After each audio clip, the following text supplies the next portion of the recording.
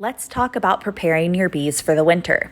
The reality about fall and winter preparation is that it begins in the spring and really is something that's taking place year round. Which is why, as beekeepers, one of our biggest mottos is always be planning ahead.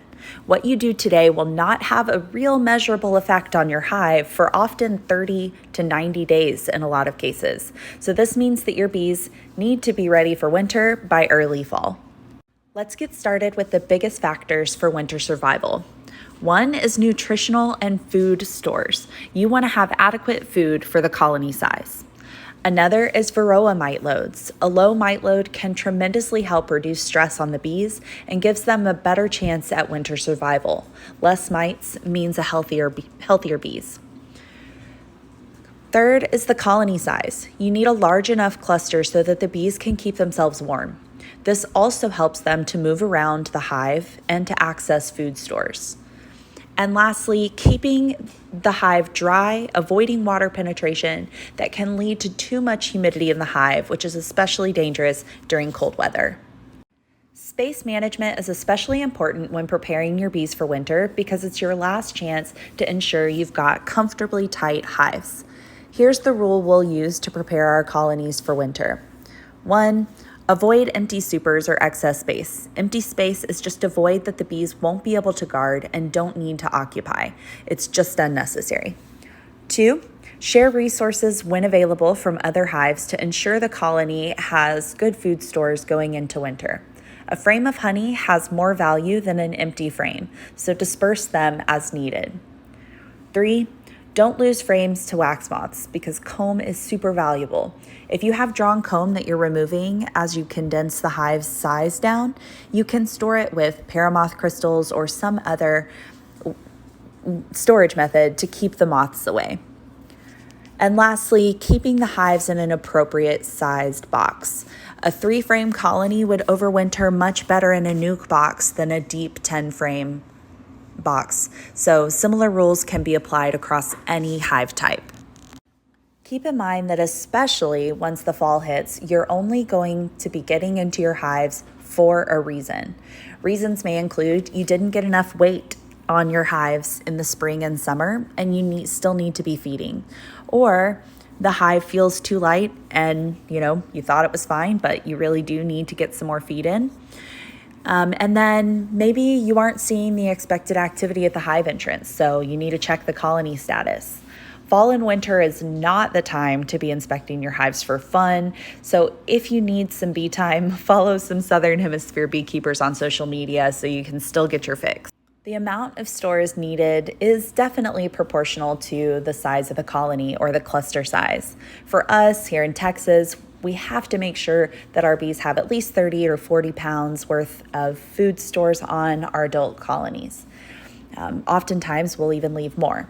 If it's the first winter for a colony, you'll want to keep an eye on them. Keep in mind the first year a colony has to build out all of their comb and frames, and this does take more time and energy. So oftentimes the biggest hurdle for new colonies is whether they drew out enough comb during the spring to have enough place for food to be stored for the fall and winter.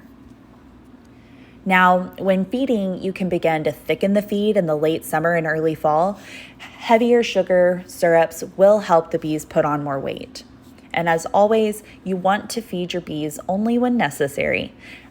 The later in the season it gets, the less likely the bees are going to be drawing out fresh new comb. So if they're already full with the comb that they have, then likely they don't need much feed. So keep an eye on them and ensure that they don't burn through the existing resources too quickly, but only feed when necessary. You don't have to fill your feeders all the way up. You can watch the speed of the bees consuming the feed, and you don't need to feed them more than they consume in a few days or up to a week. Now let's talk about the various types of feeders. Top feeders can be great for fall and winter. And to me, they're not super great for spring and summer because you're going to be inspecting more frequently and they can get in the way of that, make that more difficult. And ultimately, if you have liquid left in them, it can make it a little messier. In-hive feeders are what we most frequently use because they can be left in the hive year round, whether they're being used or not, and they're always in the same place. Entrance feeders are nice because you can see the speed the bees are consuming the feed, but they come with a bigger risk of attracting robbers. So for this reason, we really don't recommend entrance feeders. The entrance feeders can be modified to in-hive feeders by placing them on top of an inner cover or on the inside of a top bar hive, for example. And so this makes it similar to feeding, and this is similar to feeding with like a chicken water feeder inside. For an inexpensive solution, you can also use Ziploc baggies filled with sugar water that have small pinpricks in them that the bees can pull water out of. And people have many other creative ways to feed, but these are just the most common. Sugar bricks can be good insurance going into the fall and winter. If you're feeling like your hive just doesn't have enough weight on it, you can consider that sugar brick as insurance feed. For sugar bricks, you typically place them on top of the top box frames over the brood nest, and you'll likely need a shim so that you can elevate that space. If you're using a top bar, you're going to have to find a way to put that inside the colony space. Shims can be made out of hive body boxes and just cross-cut to be a few inches tall in a Langstroth hive. So this is just an sample recipe for a sugar brick. There are plenty of other recipes available online and even for purchase. A popular one is Stand Soft Sugar Bricks. We love that the proceeds to that go to Hives for Heroes as well. Whenever natural resources are scarce, robbing is going to be more likely. This is yet another reason to make fat hives early when resources are still available. But here's some tips to avoid robbing when resources are scarce. 1, do not open feed, especially near the hives. If you need to open feed, do it as far away as possible. 2, when inspecting or feeding hives, move quickly. Do not spill any food or break honeycomb if possible, and if you do, clean it up as quickly as you can. If you're feeding one hive, feed them all. The feed in their own hive will keep them occupied and distracted, so don't just feed your weak hives.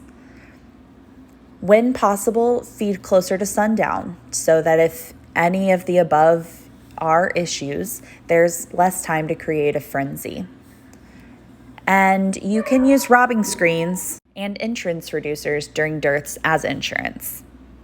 If robbing occurs, you can try these solutions. You can cover the hive with a blanket, sheet, or towel. You can also shut up the entrance until nightfall, but only on super cool days because bees can easily overheat or suffocate if left closed for too long. So probably the best solution is to block the entrance with like a reducer or possibly some sticks or a spare lid to slow down robbers until you can figure out a better solution like the towel. Or my personal favorite, if you have access to a sprinkler, you can turn on the sprinkler. It'll mimic rain and stop a lot of that drama. Here are some winter practices that work well elsewhere but aren't really necessary here in Texas. So we're going to avoid them. 1 is fondant and candy boards. Our hives just don't get as much internal moisture since typically this is going to occur from the differential, the perspiration that happens when the differential between the outside and the inside temperatures is higher. So think about moisture on the inside of your window on a super cold day when it's toasty inside your home. The same thing happens inside the hive, but in Texas, we just don't get enough days where that differential is big enough. And so the bees have to work super hard to break down that fondant and board candy as opposed to a thick sugar syrup. Protein patties aren't really necessary in most cases. If you've got a reason for doing that, for example, you are trying to get your colonies prepared for an event early in the spring or late winter. But really, in Texas, bees do have access to pollen almost year-round, and it tends to be a good natural indicator for when they brood up. Is it going to hurt anything? Maybe not, but oftentimes people will put too large pollen patties for the size of the colony. So until you get a better idea of what you're doing, sometimes it's just best to avoid it. Wrapping hives in the winter just doesn't make as much sense in warmer climates. It's just not necessary. The bees experience cold snaps and freezes, but usually only for short intervals. And so this can be an unnecessary step. In cold climates, it makes a lot of sense, and it can be a a requirement, really, but we get to skip it here in Texas. Once winter comes, the bees may not need as much attention, but there are still beekeeper activities to do. You'll want to make sure that you store your wax frames and resource frames. Freezer space is great if you have the space. Drawn comb can also be kept safe from wax moths using a paramoth crystal. You'll want to make sure that you build and repair equipment for the upcoming season and go ahead and order any queens or bees you expect to need for the spring. The way you manage your bees throughout the year is going to ensure that you have good bees going into the fall and winter. These are just some ideas to help make sure that you're prepared.